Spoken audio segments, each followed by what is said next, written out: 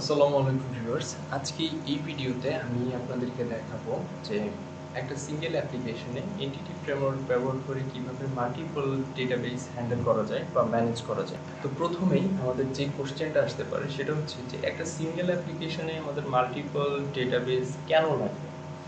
Real world সিনারিওতে যদি দেখতে যাই যে একটা সিঙ্গেল অ্যাপ্লিকেশনে বা ওয়েব অ্যাপ্লিকেশন যাই বলেন না কেন, এর ভেতরে আমাদের হাজার রকম ডেটা ইনপুট আউটপুট হয়, হাজার হাজার রকম ডেটার সাথে সে ইন্টারেক্ট করে। তো বাইরে থেকে যখন ডেটা একটা ওয়েব অ্যাপের ভিতরে আসে, সে এই ডেটাগুলোকে তার ইনার যে বিজনেস লজিক থাকে সেটা দিয়ে নানা রকমভাবে ম্যানিপুলেট করে সে কখনো সেটা তার ইউজারের সামনে রিপ্রেজেন্ট করে, আবার কখনো সেটাকে একটা ডেটা বেজে সেভ করে, দেন ফার্দার এই সমস্ত ডেটাগুলোকে সে আবার রিট্রিভ করে কোনো এন্ড পয়েন্টের মাধ্যমে থ্রো করে, যাতে সেটা থার্ড পার্টি কোনো ক্লায়েন্ট বা কোনো অ্যাপ্লিকেশন কনজিউম করতে পারে। তো কথা হচ্ছে যে একটা ওয়েব অ্যাপ্লিকেশন আসলে যে ধরনের ডেটাগুলোর সাথে ইন্টারেক্ট করে বা ইউজ করে, এদের ভেতরে এরকম অনেক অনেক ডেটা থাকতে পারে বা থাকে যেগুলো একটা আরেকটার থেকে টোটালি ডিস্টিংক্ট এবং আনরিলেটেড। তো এই huge amount of distinct unrelated data যদি একটা সিঙ্গেল ডেটাবেজের ভিতরে সেভ করা হয়, পরবর্তীতে যখন এই ডেটাগুলো রিট্রিভ করতে যাওয়া হবে তখন নানান রকম আনওয়ান্টেড সিনারিওস জেনারেট হতে পারে, যেটা অ্যাকচুয়ালি আমরা অ্যাভয়েড করতে চাই। আর সেভ করার কথাও যদি বলতে যাই, সেক্ষেত্রেও হয়তো এই প্রসিজারটা অনেক টিডিয়াস হতে পারে, যেটার সঙ্গে আমরা আসলে ডিল করতে চাই না। তো কনভিনিয়েন্স এবং ইউজ কেস এই দুইটার বিচারে অনেক ক্ষেত্রেই দেখা যায় যে এরকম আনরিলেটেড ডিস্টিংক্ট ডেটাগুলোকে স্টোর করার জন্য মাল্টিপল ডেটাবেস ইউজ করা হয় একটা সিঙ্গেল অ্যাপ্লিকেশনে। শুধু মাল্টিপল ডেটাবেস না, মাল্টিপল টাইপস অফ ডেটাবেসও একটা সিঙ্গেল অ্যাপ্লিকেশনের ভেতরে দেখতে পাওয়া যায়। যেমন আপনি অনেক সময় দেখতে পাবেন যে একটা অ্যাপ্লিকেশন সাইড বাই সাইড একটা রিলেশনাল ডেটাবেস ইউজ করতেছে, আবার একটা নোএসকিউএল ডেটাবেস ইউজ করতেছে। তো আজকে এই ভিডিওতে আমি আপনাদেরকে সেই প্রসিজারটাই দেখাবো যে মাল্টিপল ডেটাবেস এই একটা অ্যাপ্লিকেশনে আপনি কীভাবে এনটিটি ফ্রেমওয়ার্ক দিয়ে হ্যান্ডেল করতে পারবেন। তো ফার্দার প্রসিড করার আগে আমি একটা কথা বলে নিতে চাই যে আজকের এই ভিডিওটা এনটিটি ফ্রেমওয়ার্কের উপরে কোনো বিগিনার লেভেলের ভিডিও অবশ্যই না। আপনি যদি এই ভিডিও ফলো করে থাকেন তাহলে আমি অবশ্যই ধরে নেব যে এনটিটি ফ্রেমওয়ার্ক সম্পর্কে আপনার অ্যাটলিস্ট গ্রাউন্ড লেভেল নলেজ আছে। আপনি অলরেডি জানেন যে ডিবি কনটেক্সট ক্লাস কী জিনিস, সেটা কিভাবে কনফিগার করতে হয়, ডিবি সেট প্রপার্টি কী বা কানেকশন স্ট্রিং কী, এই জিনিস সম্পর্কে আপনার মোটামুটি একটা সম্যক ধারণা আছে। তো চলুন সামনে আগানো যায়। তো প্রথমেই আপনারা যে জিনিসটা দেখতে পাচ্ছেন, এখানে আমাদের একটা কন্ট্রোলার ক্লাস আছে এবং এই ক্লাসের ভেতরে আমাদের তেমন কিছুই নেই, জাস্ট একটা গেটওয়ে সেট আপ করা আছে। তো এই যে গেটওয়েটা বা এন্ড পয়েন্ট আপনারা দেখতে পাচ্ছেন, এটার কাজ হচ্ছে বেসিক্যালি ডেটাবেস থেকে সবগুলো ডেটা রিট্রিভ করা এবং একটা লিস্ট অফ জেসন আকারে থ্রো করা, আর কিছু না। তো এটা যদি আমরা ব্রাউজারে দেখতে চাই, দেন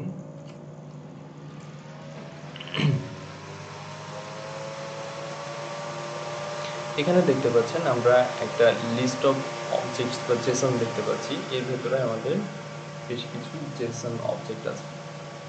তো এই হচ্ছে আমাদের এপিআই রেসপন্স। আবার ভিজুয়াল স্টুডিওতে রেখেছি। তো আমাদের এই যে এন্ড পয়েন্ট, এটার ডেটা রিট্রিভ করার জন্য ডিপেন্ড করা হচ্ছে আমাদের একটা ডিবি কনটেক্সট ক্লাসের উপর। তো সেটা হচ্ছে আমাদের এই বিডি বক্স ডিবি কনটেক্সট, এবং আপনারা দেখতে পাচ্ছেন এই ক্লাসের সেট আপ, এটাকে ইনহেরিট করানো হয়েছে আমাদের এই ডিবি কনটেক্সট ক্লাস থেকে। দেন তারপর এর ভেতরে আমাদের হচ্ছে এই একটা কনস্ট্রাক্টর, এর ভেতরে প্যারামিটার হিসেবে ইনজেক্ট করা আছে ডিবি কনটেক্সট অপশনস।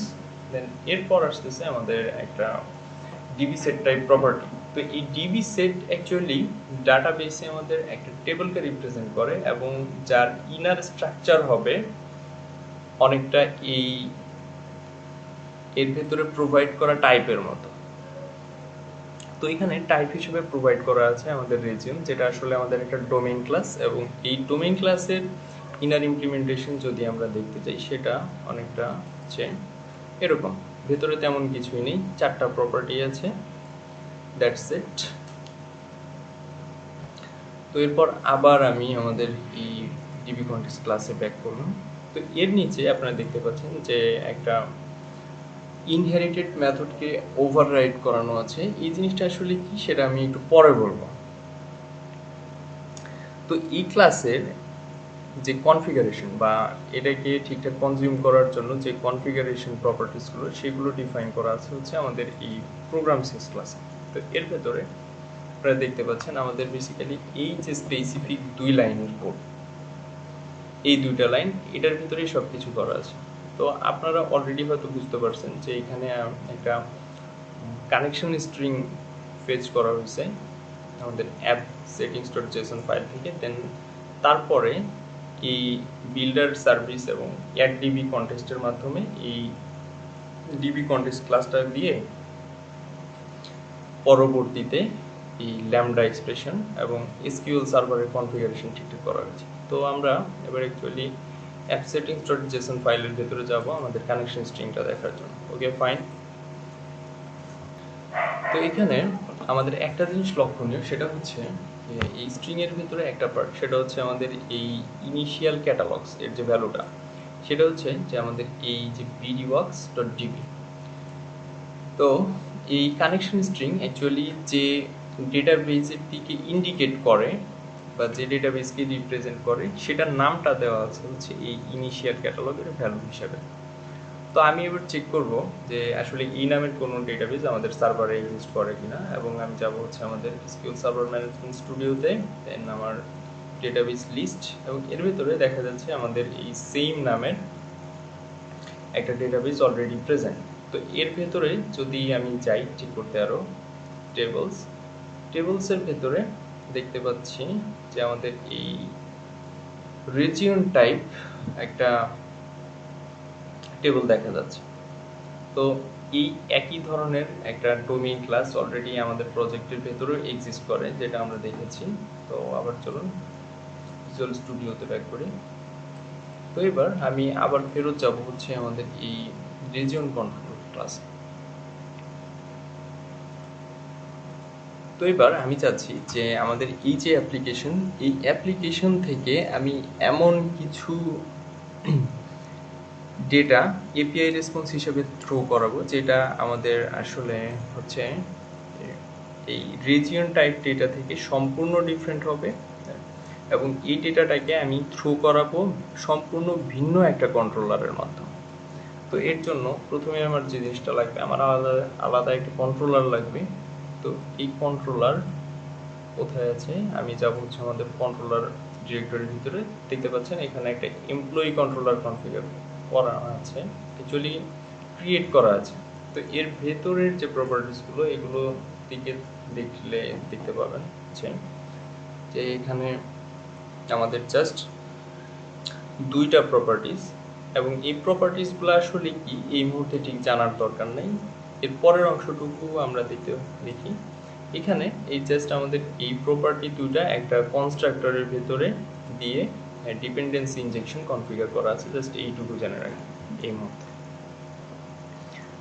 তো পরবর্তীতে আমরা যদি এই কন্ট্রোলারের জন্য ডেটা রিট্রিভ করতে চাই, যেটা আমরা হয়তো পরবর্তীতে এপিআই রেসপন্স হিসেবে থ্রো করবো বা অন্য কিছু, তো তার জন্য আমার কি লাগবে, একটা ডিবি কনটেক্সট ক্লাস লাগবে। তো এর জন্য আমি যাব হচ্ছে আমাদের এই যে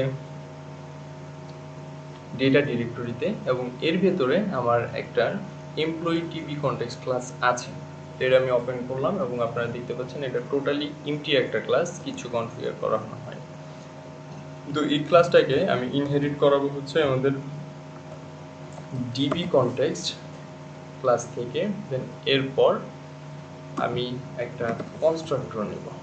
এই কনস্ট্রাক্টরের ভিতরে প্যারামিটার হিসেবে ইনজেক্ট করব ডিবি কনটেক্সট অপশনস, দেন তারপর অপশনস প্যারামিটার।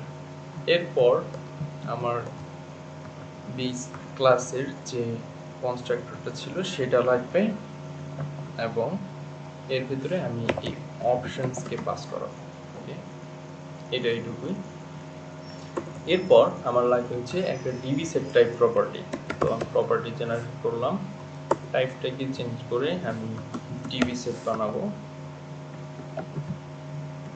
দেন আপনাদেরকে অলরেডি বলা হয়েছে এর আগে যে ডিবি সেট বেসিক্যালি আমাদের ডেটাবেজে একটা টেবিলকে রিপ্রেজেন্ট করে, এবং এই টেবিলের ভিতরের যে স্ট্রাকচারটা, ইনার স্ট্রাকচারটা সেটা কেমন হবে সেই জিনিসটাই অ্যাকচুয়ালি আমরা এখানে এই জেনারিক প্যারামিটার হিসেবে প্রোভাইড করি। সো আমরা চাচ্ছি যে আমাদের টেবিলের স্ট্রাকচার যাতে কেমন হয়, আমাদের এই এমপ্লয়ি টাইপ হয়, অর্থাৎ এটা হবে আমাদের ডোমেইন ক্লাস, এবং এই টাইপ রেসপন্স আমরা থ্রো করাবো, এই টাইপ ডেটা আমরা ডেটাবেজে সেভ করবো। তো টেবিলের স্ট্রাকচার ঠিক এমনই হতে হবে।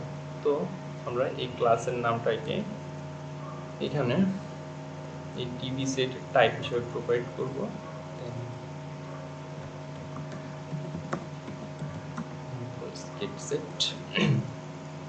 এরপরে আমি আরেকটা কাজ করবো, সেটা হচ্ছে যে আমাদের এই ডেটাবেস যখন জেনারেট হবে, হওয়ার পর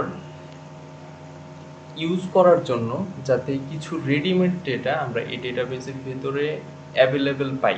তো তার জন্য আমি যে কাজটা করব সেটা হচ্ছে আমাকে একটা ইনহেরিটেড মেথডকে ওভাররাইড করাতে হবে। তো এর জন্য protected override void, দেন তারপর হচ্ছে on model এটি মডেল বিল্ডার। ওকে, ফাইন। দেন এবার আমি একটা লিস্ট নেব, অ্যাকচুয়ালি কোন লিস্ট, যে ডেটাগুলো আমার অলরেডি হচ্ছে ডেটাবেজে অ্যাভেলেবেল থাকবে।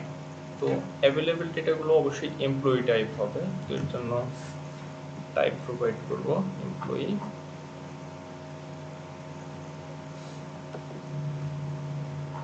তো এত স্মার্ট হলে হয় নাকি? লিস্ট ইনিশিয়ালাইজেশন সিনট্যাক্স এর ভেতরে আমি স্ট্রিপ দুটো অবজেক্ট দিব, নিউ। তো এইখানে ভ্যালুগুলো সেট করার আগে আমার হচ্ছে এই এমপ্লয়ি ক্লাসের ইমপ্লিমেন্টেশনটা একবার দেখতে হবে। সেটা হচ্ছে তিনটা প্রপার্টি, আইডি, নেম, দেন তারপর হচ্ছে আমাদের স্যালারি। তো প্রথমে আসবে হচ্ছে আমাদের আইডি, এটার সঙ্গে আমরা দেব হচ্ছে জিইউআইডি, নিউ জিইউআইডি। ওকে, ফাইন। তারপর নেম,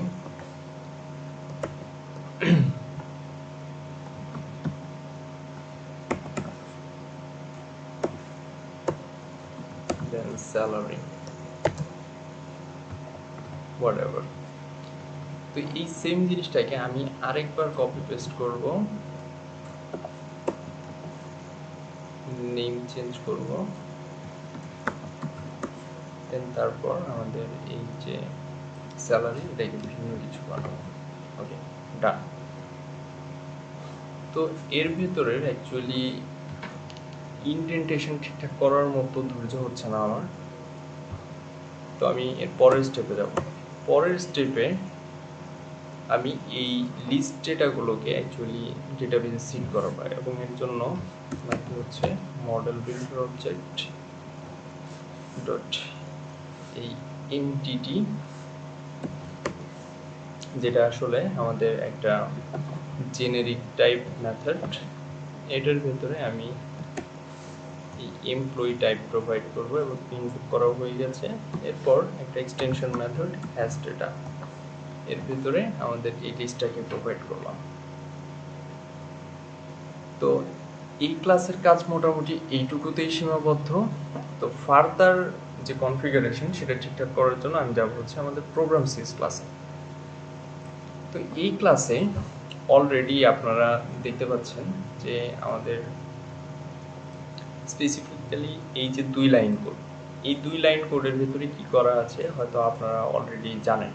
এখানে প্রথম লাইনে জাস্ট আমাদের একটা কানেকশন স্ট্রিংকে ফেচ করা হয়েছে, অর্থাৎ আমাদের কনফিগারেশন ফাইল থেকে। দেন পরের লাইনে সার্ভিসের সাথে আসলে ডিবি কনটেক্সট অ্যাড করা হয়েছে এবং এর ভেতরে ল্যামডার মাধ্যমে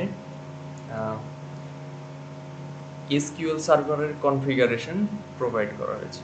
তো চলুন আমরা আসলে দেখে আসি যে আমাদের এই কানেকশন স্ট্রিং এর যে ভ্যালুটা সেটা কি। তো অ্যাপ সেটিংস ডট জেসন এর ভেতরে দেখা যাচ্ছে এই হচ্ছে আমাদের কানেকশন স্ট্রিং। তো এই কানেকশন স্ট্রিং আপনারা অলরেডি জানেন যে এর যে ভ্যালু সরি এখানে এই ইনিশিয়াল ক্যাটালগের যে ভ্যালু এই bdworks.db এই নামে অ্যাকচুয়ালি একটা ডেটাবেস এক্সিস্ট করে। তো ফার্দার কাজ করার জন্য আমার আরেকটা কানেকশন স্ট্রিং লাগবে এবং সেটা হবে হচ্ছে আমি লিখব এমপ্লয়ি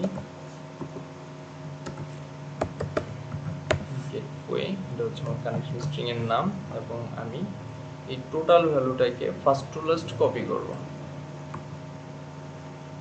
দেন পেস্ট। তো এখানে লক্ষণীয় হচ্ছে যে দুইটা কানেকশন স্ট্রিং এর ভ্যালু আমাদের সেম টু সেম। এর মানে হচ্ছে যে দুইটা কানেকশন স্ট্রিংই আমাদের সেম একটা ডেটাবেসকে ইন্ডিকেট করবে, যেটা আমি চাচ্ছি না।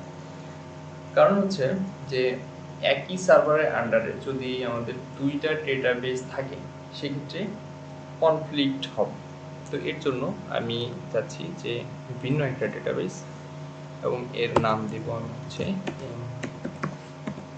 Employee DB. Okay fine. তো আবার আমি ব্যাক করব আমাদের প্রোগ্রাম সিএস ক্লাসে। দেন এখানে আমি এই দুইটা লাইন জাস্ট কপি পেস্ট করব, আর কিছু না। তো এখানে দেখতে পাচ্ছেন অলরেডি সে কমপ্লেন করা শুরু করছে, কারণ একই জিনিস অর্থাৎ একই ভেরিয়েবল আমি দুইবার ডিক্লেয়ার করতে পারবো না। তো এমপ্লয়ি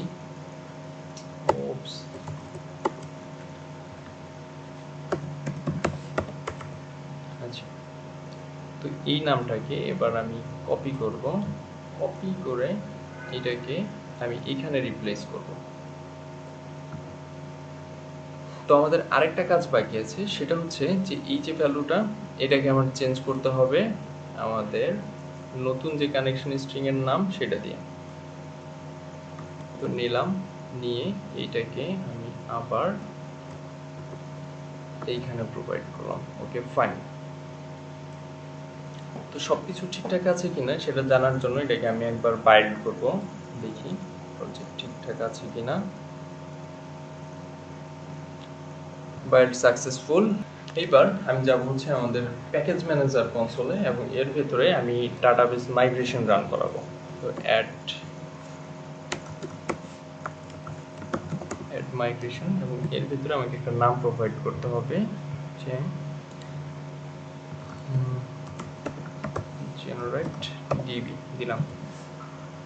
তো এই মাইগ্রেশন রান করানোর আগেই আমি আপনাদেরকে বলে নিতে চাই যে এই মাইগ্রেশনটা ডেফিনেটলি রান করবে না, অর্থাৎ ফেল করবে।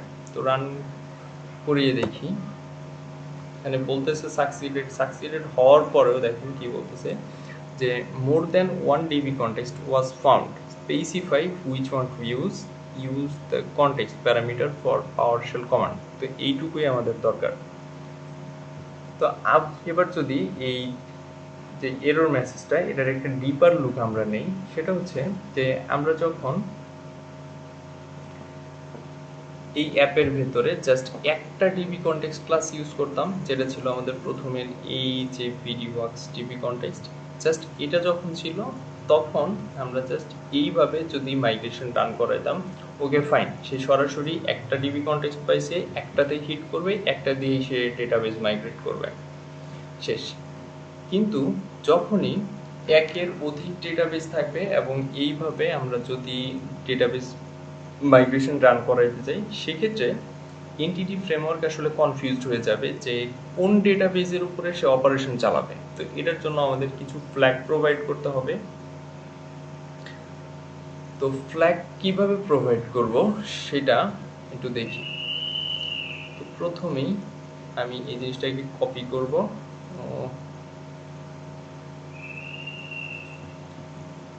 কপি করলাম, দেন তারপর আমাদের আসবে হচ্ছে কনটেক্সট। Okay fine. তো এরপর এই কনটেক্সটের জন্য আমি যে ভ্যালুটা প্রোভাইড করব সেটা হচ্ছে যে আমি কোন ডিবি কনটেক্সট ক্লাসটা অ্যাকচুয়ালি রান করাতে চাই। তো সেই ডিবি কনটেক্সট ক্লাসের নাম কপি করলাম, দেন এইটাকে স্ট্রিং হিসেবে প্রোভাইড করলাম। Okay fine. তো এই আমাদের যে কমান্ডটা হলো, এটাকে রান করানোর আগে আমি আরেকটা জিনিস ঠিকঠাক করে নিতে চাই, সেটা হচ্ছে এই ডিবি কনটেক্সট ক্লাসের ভেতরে আমাদের এই যে কনস্ট্রাক্টরটা ছিল, কনস্ট্রাক্টরের ভেতরে দেখতে পাচ্ছেন প্যারামিটার হিসেবে ডিবি কনটেক্সট অপশন প্রোভাইড করা হয়েছে, এবং যেটা হচ্ছে নর্মাল একটা টাইপ বা নর্মাল একটা ক্লাস। কিন্তু একাধিক ডিবি কনটেক্সট ক্লাস যখন আমাদের থাকবে, সেক্ষেত্রে আমরা এইভাবে জাস্ট আমাদের সিম্পল যে ভার্সনটা সেটা আমরা ইউজ করবো না, বরঞ্চ আমরা এখানে জেনেরিক ভার্সনটা ইউজ করবো। তো জেনেরিক করে নিলাম, এবং এর ভেতরে আমি টাইপ হিসেবে প্রোভাইড করব এই ক্লাসেরই যে নাম সেই নামটাকে, এই ডিবি কনটেক্সট ক্লাসের নামটাকে প্রোভাইড করব এমপ্লয়ি ডিবি কনটেক্সট। তো এইবার এই সেম কাজটা আমি আরেকটা ডিবি কনটেক্সট ক্লাসের ভিতরে করব, এইখানে এটাকেও আমি জেনেরিক বানাবো। ওকে, দেন এবার এর ভেতরে আমি এই নামটা প্রোভাইড করবো ক্লাসে। ওকে, তো এই প্রজেক্টটা আমি আবার বাইন্ড করব। বাইন্ড করার পর এইবার আমি মাইগ্রেশন রান করাবো, দেখি কি বল। তো মাইগ্রেশন রান করাইলাম, একটা এরর দেখাচ্ছে। কেন এই এরর? চলুন একটু ইনভেস্টিগেট করে দেখা যায় যে আমরা আসলে কোন জায়গায় গলতটা করছি। তো এখানে প্রথমেই আমি দেখবো আমাদের দুটো ডিবি কনটেক্সট ক্লাস, এটা ঠিক আছে, ঠিক ঠিক ওকে, এখানে এটাও ঠিক। দেন এরপর আরেকটা ডিবি কনটেক্সট ক্লাস, ঠিক আছে, দুটো টাইপ ম্যাচিং। তো তাহলে দেখতে হবে আমাদের এবার program CS connection string region gateway, ঠিক আছে, app settings dot JSON region gateway. Okay fine. এরপর হচ্ছে আমাদের এমপ্লয়ি গেটওয়ে,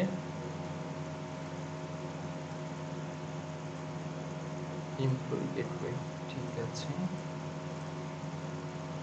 এটা নাম ইউজ করে সেটাও ঠিক আছে। ডিবি কনটেক্সট, দেখতে পাচ্ছেন গলতটা কোন জায়গায় হয়েছে? এই যে কপি পেস্টটা করছিলাম মাঝখান থেকে, এই জেনারিক টাইপের প্যারামিটারটা আমি ঠিকঠাক প্রোভাইড করতে ভুলে গেছি।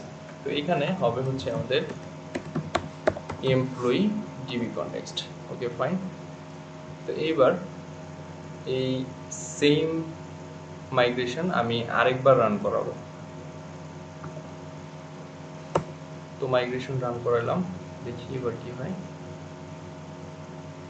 ওকে ফাইন, ঠিকঠাক হয়ে গেছে। এবার আমি ডেটাবেস আপডেট করব। আপডেট ডেটাবেস, দেন তারপর আমার হচ্ছে কনটেক্সট। ওকে, এরপর আমি জাস্ট এই ডিবি কনটেক্সট ক্লাসের নামটা প্রোভাইড করব যেটা আমরা ইউজ করব, employee DB context. Okay fine, database update successful. তো প্রজেক্টটা আমি আরেকবার বাইন্ড করি। তো এবার আমি আসলে চেক করতে চাই যে এখানে এই অ্যাপ সেটিংস ডট জেসন ফাইলের ভিতরে আমি হচ্ছে এই ইনিশিয়াল ক্যাটালগের ভিতরে যে ভ্যালুটা দিয়েছিলাম এই নামের কোনো ডেটাবেস অ্যাকচুয়ালি আমাদের সার্ভারে আছে কিনা। তো আমাদের স্কিল সার্ভার ম্যানেজমেন্ট স্টুডিও, এখানে আমি এটাকে আবার রিফ্রেশ করব। তো দেখা যাচ্ছে যে আমাদের ডেটাবেস কিন্তু অলরেডি জেনারেট হয়ে গেছে এমপ্লয়ি ডিবি, এবং এটাকে যদি এক্সপ্যান্ড করি এর ভিতরে টেবিলের ভিতরে আমাদের এই এমপ্লয়ি টাইপ একটা টেবিল, যেটা অলরেডি আমাদের প্রজেক্টের ভেতরে একটা ডোমেইন ক্লাস ছিল। তো এর ভেতরে টেবিলের স্ট্রাকচারটা যদি আমরা দেখতে যাই, সরি আমি এটা অ্যাকচুয়ালি এইভাবে দেখতে পারবো না, তবুও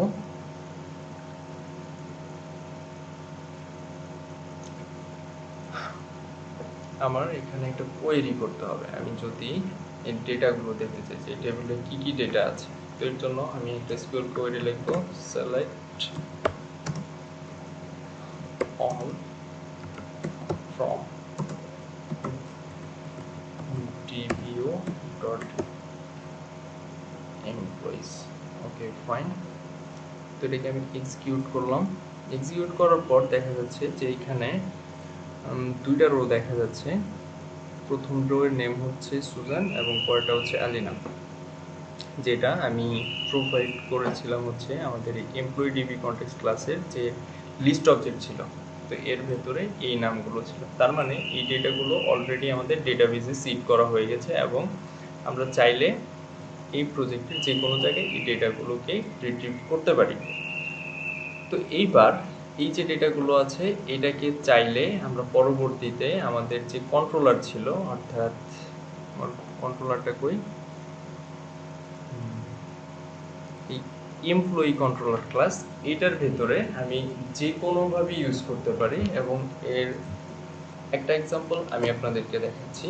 আমি একটা এন্ড পয়েন্ট বানাবো, জাস্ট http get। তো এত কিছু না করে আমি জাস্ট এটা কপি করব আমাদের রেজিডেন্স কন্ট্রোলারের ভিতর থেকে, যাতে আমি এটা কিছু এডিট করলে জিনিসটা চলে।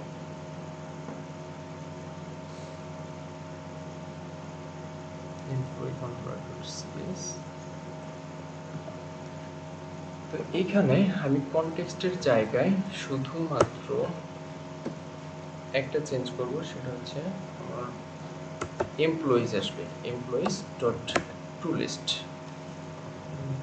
Not to array.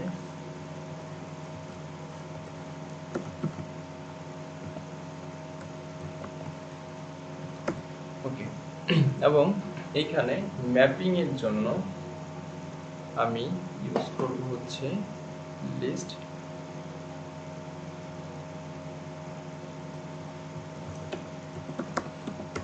এমপ্লয়ি ডিটিও, এবং এটা অলরেডি আমার এই ম্যাপার কনফিগার করা আছে। সো আপনারা দেখতে পাচ্ছেন যে আমি সেগুলো এখানে নতুন করে করছি না।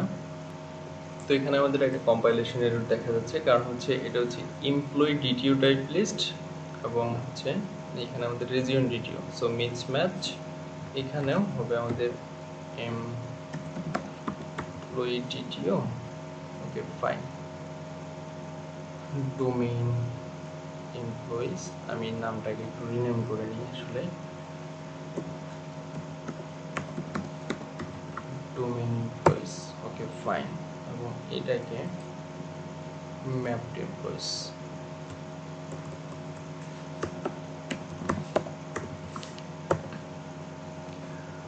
তো এই প্রজেক্টটাকে চলুন এবার ফাইনালি রান করিয়ে দেখা যাক যে কি হয়।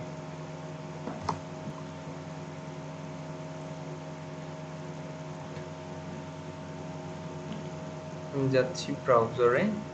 তো এখানে দেখতে পাচ্ছেন যে আমাদের এমপ্লয়ি নামের আরেকটা এন্ড পয়েন্ট চলে আসছে এবং এখানে একটা গেট মেথড আছে। আমি যদি এটাকে ট্রাই ইট আউট দেন হচ্ছে এক্সিকিউট করি, হয়তো দুটা রেকর্ড দেখাবে।